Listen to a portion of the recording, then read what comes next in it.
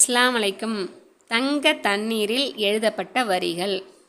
ஒரு ஹதீஸில் வந்து ரசூலுல்லாஹி ஸல்லல்லாஹு அலைஹி வஸல்லம் அவர்களை கொண்டு வசீலா தேடுவதை ஆதம் அலைஹிஸ்ஸலாம் அவங்க வந்து தேர்ந்தெடுத்து கொண்டாங்க என்று கூறப்பட்டுள்ளது. ரெண்டாவது, அர்ஷில் வந்து லா இலாஹ இல்லல்லாஹ் முஹம்மது ரசூலுல்லாஹ் எழுதப்பட்டிருந்தது.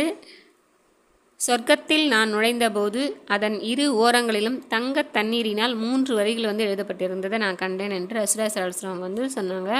முதல் வரியில் லா இலாஹ இல்லல்லாஹ் முஹம்மது ரசூலுல்லாஹ், ரெண்டாவது வரியில் மா கத்தம்னா வஜத்னா ஒமா அக்கல்னா ரப்யஹ்னா ஒமா ஹலஃப்னா ஹசிர்னா, நாம் தான தர்மங்கள் செய்து முற்படுத்தி வைத்ததை பெற்றுக்கொண்டோம், நாம் உலகில் சாப்பிட்டதும் நமக்கு லாபமாகிவிட்டது, நாம் உலகில் விட்டு வந்ததும் நமக்கு நஷ்டமாகிவிட்டது என்பதாகும்.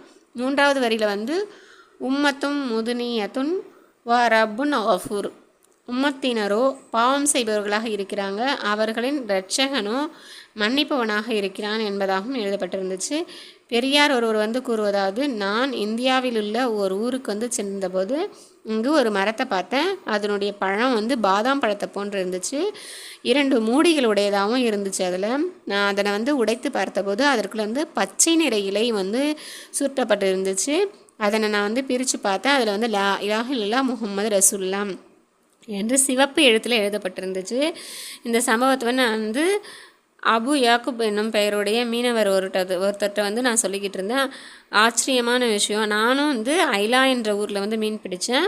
அதில் வந்து ஒரு மீனின் காதில் வந்து லா இலாஹ இல்லா என்பதாகவும் மற்றொரு காதில் வந்து முஹம்மது ரசூலுல்லாஹ் என்பதாகவும் எழுதப்பட்டிருந்துச்சு அப்படின்னு சொன்னார் அவரும். எனவே நம்ம வந்து இதிலிருந்து லா இலாஹ இல்லா கலிமாவை அதிகமாக தான தர்மங்கள் செய்வதற்கும் எல்லாம் வல்ல அல்லாஹ் தஆலா நம் அனைவருக்கும் தௌஃபீக் செய்வானாக. ஆமீன்.